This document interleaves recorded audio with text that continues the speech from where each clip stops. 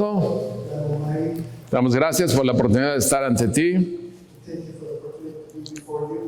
para que tu Espíritu se mueva entre nosotros y nos des entendimiento de las bondades que tenemos de tu parte. Gracias por el amor que tienes por nosotros, que se extiende más allá de nuestro conocimiento y que permanece desde siempre y para siempre. Bendícenos, Señor, a cada uno en la medida de nuestra necesidad. En el nombre de Jesús. Amén. Bueno, en mi experiencia pastoral en esta iglesia durante los últimos 30 años o algo así, y habiendo guiado a muchos al Señor y proveído de alimento espiritual a ellos, les debo de comentar que una de las cosas más importantes es ver cómo se comporta la unidad de la iglesia. Esa unidad de los creyentes. Considerando que cuando estamos unánimes en el Señor, en su Espíritu, Él se manifiesta de muchas maneras en nuestro crecimiento. En una manera similar, el apóstol Pablo nos dejó enseñanza y evidencia de su preocupación por las iglesias. Esas iglesias que él plantó, pero en especial la iglesia de Corinto. Déjenme decirles que a pesar de que esto pasó en el primer siglo de la época cristiana, tiene una fuerza el día de hoy impresionante. Porque tenemos las mismas condiciones, pero agravadas. Les recuerdo que en 1 Corintios 1:10 dice por ahí que estén ustedes unidos en una misma mente y que sean de un solo parecer, de un solo juicio, de una misma manera de pensar, por así decirlo.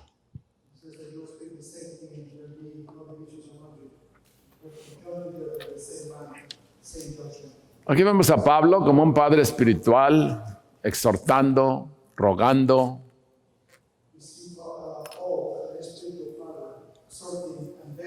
confrontando y razonando con su congregación.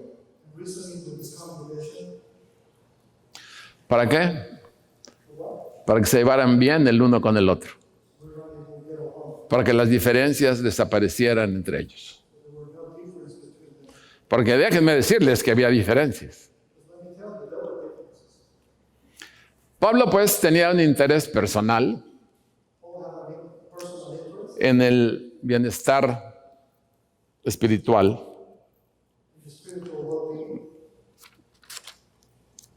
Ya que el haberles llevado al conocimiento del Señor, Él les tenía un gran amor y celo cristiano por ellos. Así que imaginen ustedes las alarmas que se le encendieron a Pablo, los focos rojos que vio.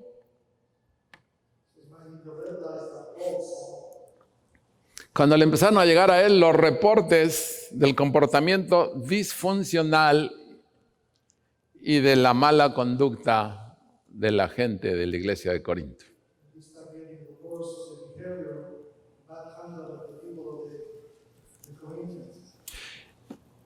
Y cuando recibe cartas de ellos,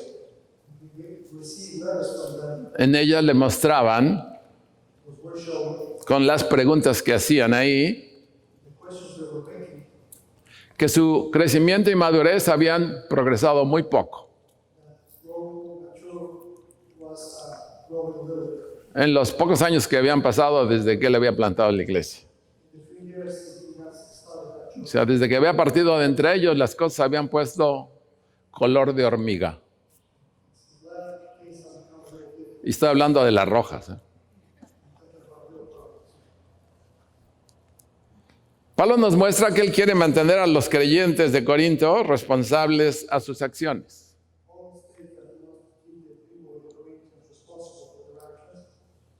Pero al mismo tiempo mostrarles el inmenso potencial que tienen en Cristo. Ustedes saben que Corinto era un puerto en crecimiento, bullicioso. Pero tenía un historial de idolatría pagana, muy extenso. Aquí, cuando menos, había 12 templos, incluyendo uno a la diosa griega Afrodita. Se dice que en un tiempo este templo llegó a emplear a más de 1,000 prostitutas en sus rituales de adoración. Pablo llegó aquí durante su segundo viaje misionero, después de un intento fallido de establecer una iglesia en Atenas. En un principio Pablo predicó en la sinagoga, en el Sabbat. Pero cuando el mensaje fue rechazado por la mayoría de los judíos,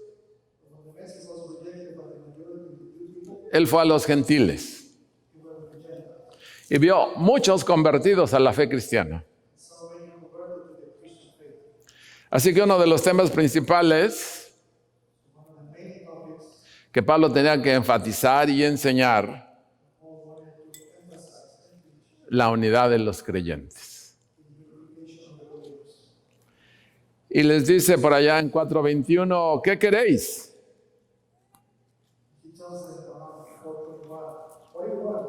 ¿Iré a ustedes con vara o con amor y espíritu de mansedumbre?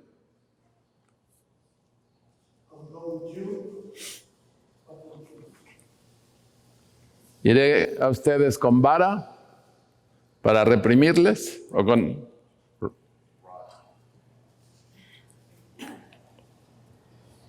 Shall I come unto you with a rod or in love and the spirit of meekness? Como saben, la congregación se había dividido en fracciones, donde cada uno daba soporte a su profesor preferido. Eso incluía a Pablo, Apolos, Cefas, que es Pedro, y a un grupo que se le conocía a sí mismos como el grupo de Cristo. Decía por allá, y yo de Cristo. Pero la problemática se extendía aún fuera de la iglesia, donde los creyentes se estaban demandando en tribunales públicos. Pablo obviamente les instó a estos creyentes en Corinto a someterse a la unidad como miembros del cuerpo de Cristo.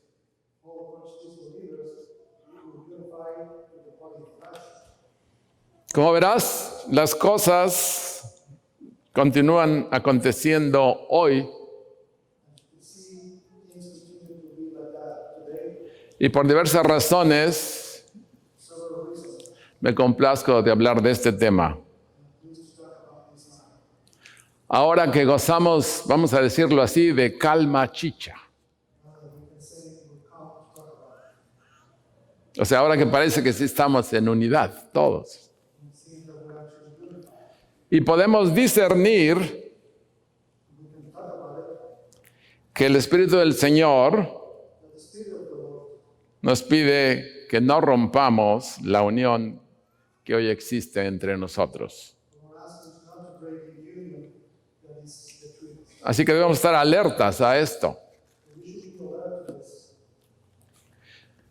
Así que para esto nos conviene analizar de cerca lo que estaba pasando allá en Corinto. We should analyze close what's happening in the church of Corinth. Imagínate por un minuto que tú fueras un residente de este boyante puerto. Imagine for a minute that you were a resident of this port. Y que estás por allá en el siglo I. You're there in the first century. Y que cuando el día se está acabando, When the day is getting, las calles se llenaban de gentes que intentaban parrandear esa noche. the streets will feel for people who are trying to party that day. Cualquier semejanza con Cabo San Lucas, pues ya saben, es simplemente coincidencia. Todos ellos intentaban tener una noche de diversión y de placer. Funny night and pleasure. No ha cambiado mucho la cuestión, ¿verdad? It hasn't changed a lot, right? En un clima cálido, Warm weather, jóvenes y viejos por igual young and old people congenian living together a reunirse and together. y quedarse despiertos hasta las altas horas del amanecer. Nosotros cuando vamos en la madrugada el domingo de resurrección, vemos a algunos todavía salir ahí medio trastabillando.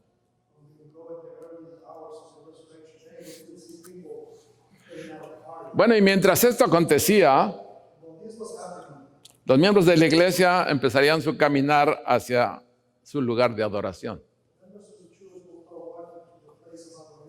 Tal vez en un bodegón habilitado para esto, o un cuarto grande de alguna casa. El espacio, pues obviamente era austero, sin decoraciones, contrastando con los templos paganos. Templos, o aún con la sinagoga local. Y los asistentes tenían muchísimas diferencias entre ellos,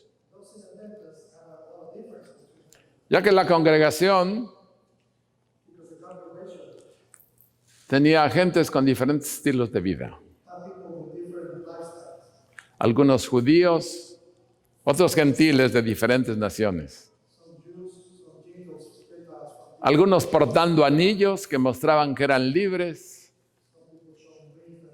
Otros sin anillo, trabajadores y esclavos. Como verás, este grupo que Pablo tenía enfrente provocaba que hubiese muchos asuntos que atender. Y el consejo que dio Pablo a ellos nos guía aún el día de hoy. Como saben, los que sí han leído el libro de Corintios, Pablo empieza con un formato típico de este primer siglo, de esta primera centuria, listando primero su nombre, después su procedencia y después palabras de saludo. La identificación de Pablo con el Señor Jesucristo como su apóstol, no por su voluntad, sino por la voluntad del Señor. Ustedes conocen la historia de Pablo, así que ni él se la creía. En eso sí nos parecemos. Bueno, yo cuando menos. A lo mejor te incluyo. Es de lo más importante para recordarle a los creyentes de dónde viene el llamado. De Pablo y el tuyo. Y él les dice a los santificados en Cristo Jesús, a los que están dotados de dones. Y a ellos se dirige y con ellos empieza su arenga. Ese estímulo de palabra que les dio para que fueran unánimes el uno con el otro. Primer problema que acontecía por allá. Pero impactaba de una manera muy seria a la iglesia. Piensen ustedes que la iglesia tiene un enemigo, que es Satanás, que siempre quiere dividir a su iglesia, con motivo o sin motivo, por peras, manzanas o carritos.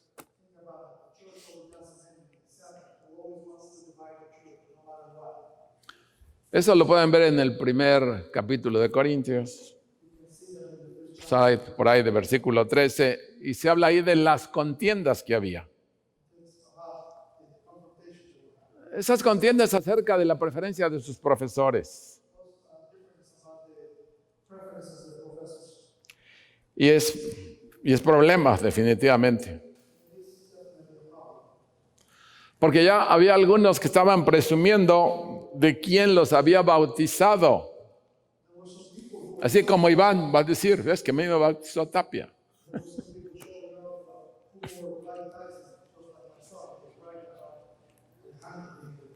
Porque para venir a Cristo hay que bautizarse. Bueno, Pablo pone orden a esto, por supuesto. Y hasta menciona que solo él bautizó a unos poquitos para que no estuvieran dando lata. Y los menciona por nombre. Y pone en claro que él vino a predicar el evangelio de Cristo.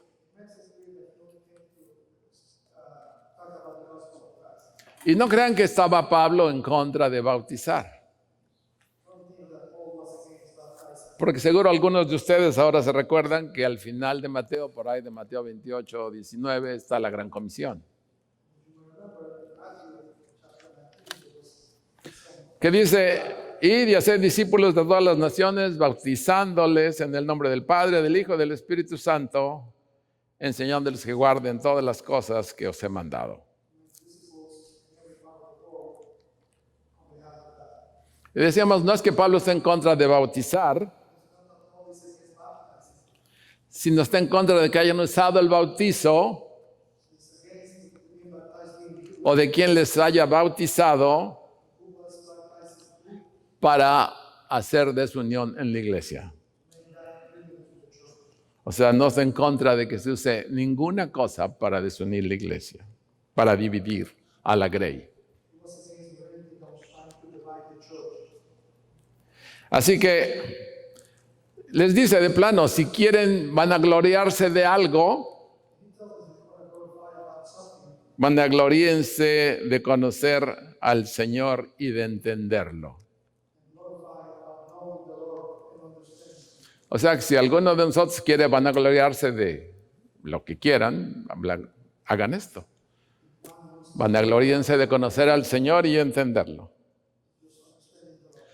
Cosa que a los corintios no les pegaba bien por ningún lugar. A todas luces no conocían al Señor. No lo conocían bien. Y enseguida Pablo nos ilustra con la sabiduría del Evangelio.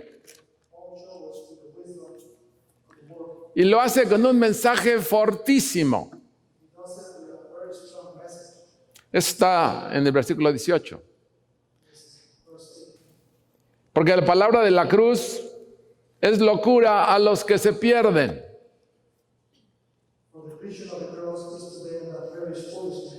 Pero a los que se salvan, esto es a nosotros, es poder de Dios. Esto quiere decir que son tonterías para los que se están muriendo, porque no conocen a Dios. De hecho dice, yo destruiré la sabiduría de los sabios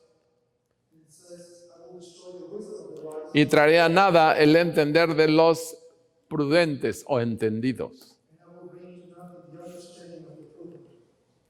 La palabra de la cruz, como saben, hermanos, deletrea amor. La palabra de la cruz, el evangelio de la cruz, deletrea sacrificio, gracia, poder, obediencia, perdón, cobertura, justificación, rehabilitación, vida nueva, abundante y eterna en Cristo. ¿Cómo puede ser todo esto una tontería? Pues sí, solo para los que se pierden en sus propios razonamientos. ¿En qué consiste esta locura de la cruz? Como dice Santiago, en la doble altivez humana. Orgullo, altivez. Porque dice en Santiago 4:6, Dios resiste a los soberbios y da gracia a los humildes. Solamente tradúcelo. Dios resiste a los soberbios y da gracia a los humildes. En mantener las obras de la ley para justificación, toda una locura en lugar de la fe en Jesucristo. Ya que solamente en Cristo hay salvación, mis hermanos. Como dice Hechos 4:12, y en ningún otro hay salvación, porque no hay otro nombre bajo el cielo dado a los hombres en que podamos ser salvos.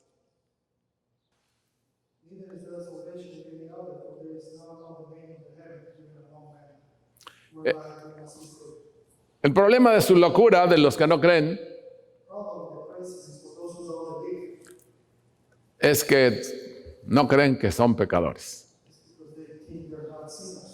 Y no creen que todos somos pecadores. Y esto es locura para los religiosos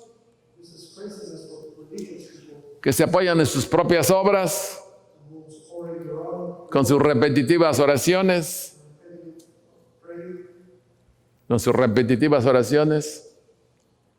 o como decíamos, en el cumplimiento de la ley. Estos creen que no necesitan del mensaje de la cruz. Locura para el hombre culto, para el que se cree de buena moral y se considera más que bueno y que no necesita el Señor. Y podemos preguntarnos, ¿cómo se demuestra esta locura? Pues en este tiempo fue a través de la persecución brutal de los cristianos. Prisión, tortura o aún la hoguera. Lamentable, pero aún en nuestros días acontecen estas cosas. Locura. Ya que en muchos países hay libertad religiosa, pero hay una sutil oposición a la cruz de Cristo.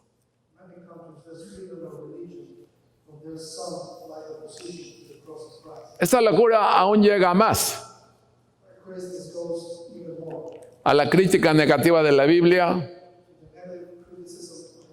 a la negación de su contenido, de sus verdades, y a no otorgarle al Señor la dignidad que merece.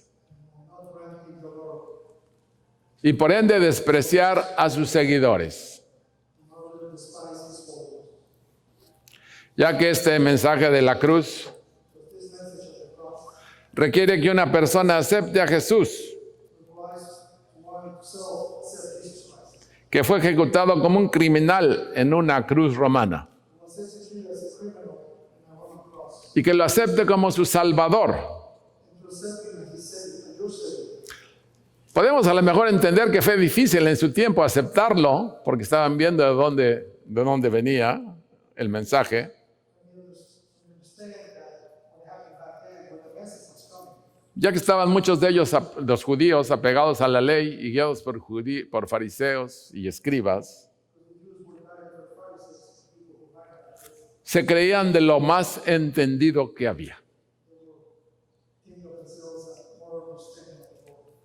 Y como dice Pablo, en la sabiduría del mundo. En la sabiduría del mundo no cabe Dios. Y le complació a Dios que por medio de la tontería o de la locura de su mensaje, al predicarlo, salvar a quienes crean. Ya que se predicó a Cristo crucificado, a los judíos piedra de tropiezo y a los griegos locura.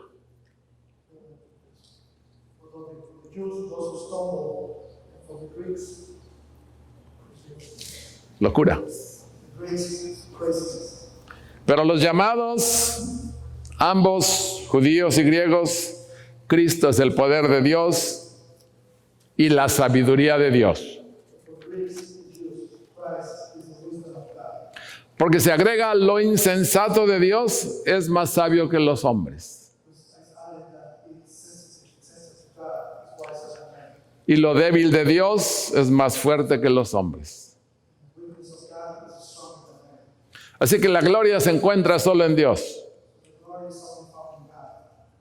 Y los creyentes que habían venido de diferentes estilos de vida en su época, y aunque vemos que no todos eran de la misma clase, y muchos de ellos no eran nada sabios ni entendidos, como los filósofos que había en Corintio, Pablo reporta esto a la congregación que ahí estaba, para que nadie se jacte en su presencia. Ya que el estar ante Jesucristo es por la elección de Él. Y por lo tanto, de Él viene su llamado. Y esto ha sido otorgado por Dios, en el cual nos ha dado sabiduría, justificación, santificación y redención. Para como está escrito, el que se gloría, gloríese en el Señor. Hermanos, ¿se recuerdan ustedes cómo eran antes de venir a Cristo? Locos, locos. Todos éramos unos locos antes de venir a Cristo. Teníamos unas maneras de pensar muy tontas, casi digo estúpidas, pero bueno. Esa me la aplico para mí.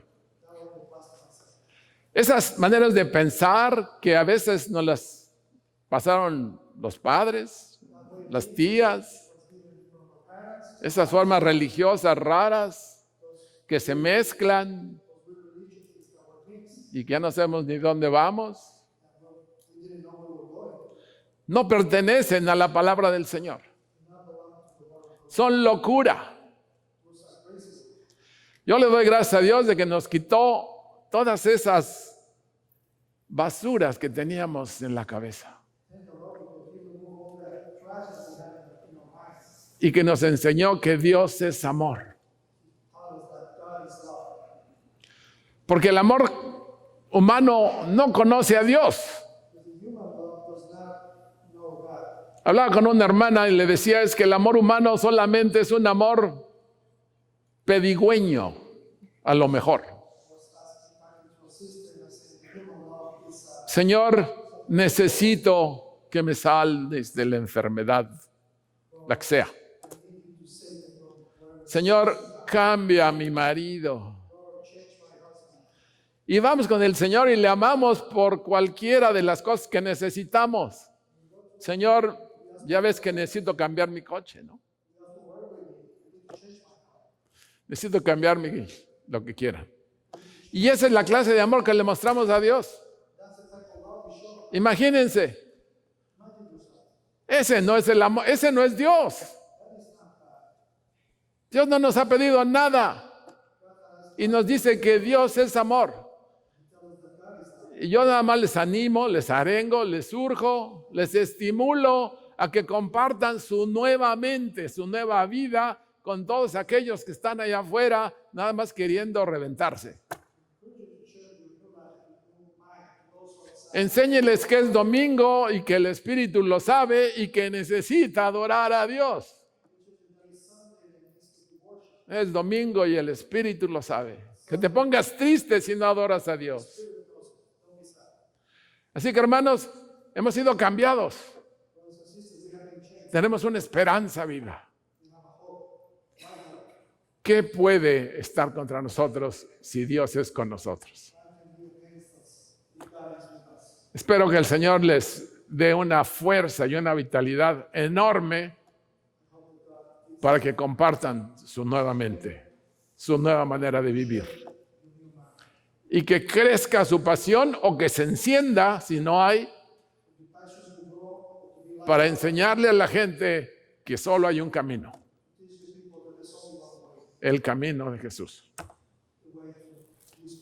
Sean benditos. Vamos a cerrar en oración. Señor Dios Todopoderoso, agradecemos que nos hayas llamado y que podamos contar, Señor, la sangre de Cristo como el pago personal de nuestros pecados. Y que reconozcamos que hemos sido redimidos y que tenemos vida nueva en ti. Vida nueva que no se acaba con los años que van pasando, sino que toma fuerza y toma vuelo cuando se está contigo y se va a la eternidad. Agradezco, Señor, el llamado de cada uno de mis hermanos aquí. Te pido les bendigas y les infundas tu espíritu, tu celo por cada uno de nosotros. Y que le compartan a todos aquellos que tienes escogidos que aún no llegan aquí. Te pedimos esto en el nombre de Cristo Jesús, Señor nuestro. Amén.